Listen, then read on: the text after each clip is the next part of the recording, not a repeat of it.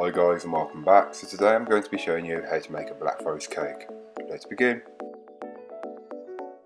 To start this recipe you'll want to place your butter and sugar into your mixing bowl of choice and then beat these over a medium-high speed until they're well combined. Once they're well combined you will notice as it will become paler in colour and consistency.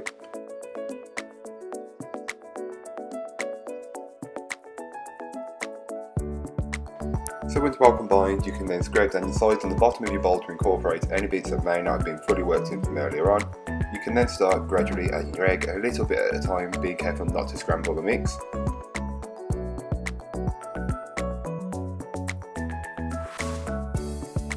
And once your egg is fully incorporated, you can then scrape down the sides and the bottom of your bowl again just to incorporate any bits that may not have been fully worked in. You will then want to whisk together your dry ingredients. This is before you sieve them.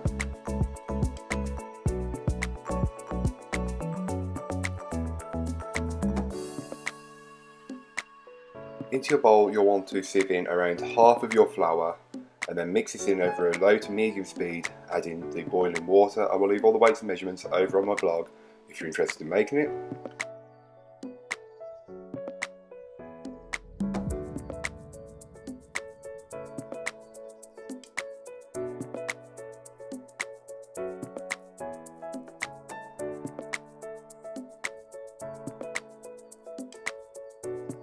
So once all of your ingredients are incorporated, here is what your cake batter should look like. Give it a quick mix just to incorporate any bits that haven't been from earlier on.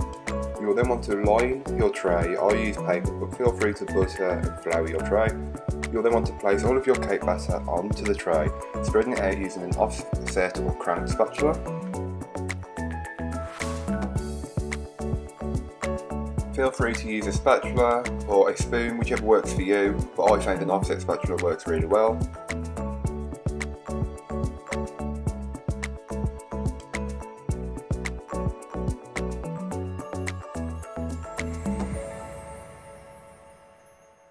So once you've got all of your cake batter spread out equally, you will then want to place this into your oven. I will leave all that information over on my blog.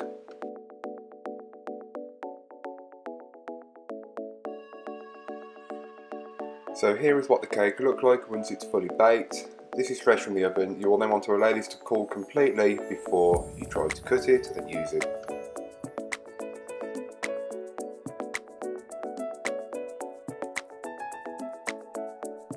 So into your mixing bowl, you'll want to pour all of your double cream along with your icing sugar and vanilla.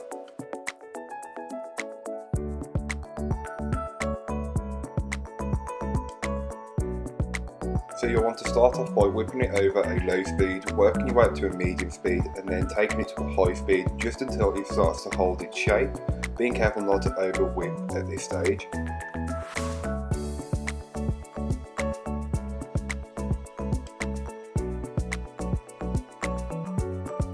So once your cake is completely cool, you can then cut it up into the 3 slices. That's what I went for. You have a little bit left over, but don't worry, it won't go wasted.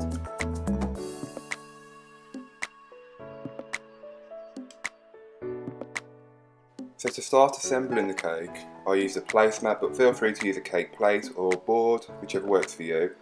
And then spread a small amount of the whipped cream on the bottom. This is just to secure the cake in place. You will then want to put your layer of cake on top of there and simple syrup if you decide to. Then place your whipped cream on top of there, followed by the jam, and repeat this for the next layer, then leave the third layer completely plain. You may also have noticed that I didn't simple syrup all my cakes. This is because I forgot, so if you are doing it, make sure that you remember to do it.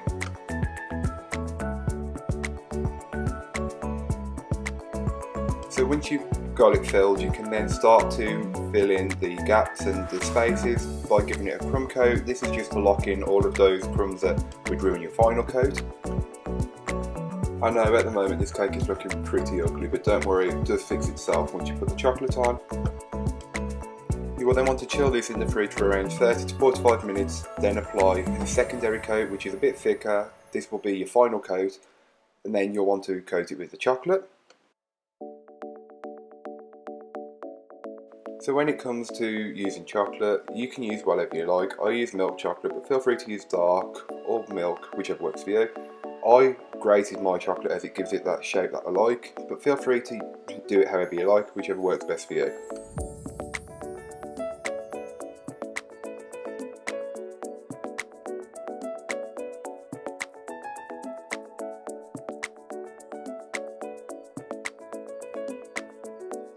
And then the final bit is to whip up some more cream if you haven't got any left from earlier on.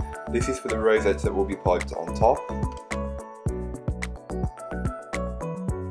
This is just plain whipped cream, it's not sweetened, so if you want to sweeten it, feel free to. Scrape this bowl down and then add that mixture into a piping bag fitted with a nozzle of your choice.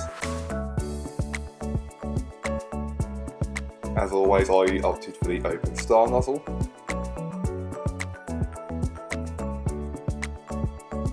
So then on top you can pipe your rosettes. Feel free to pipe more or less than me.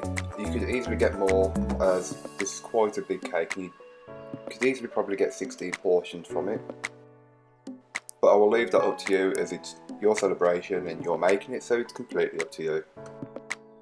You can then top each rosette with a maraschino or cocktail cherry, whichever you know them as, and that's it, you are completely done.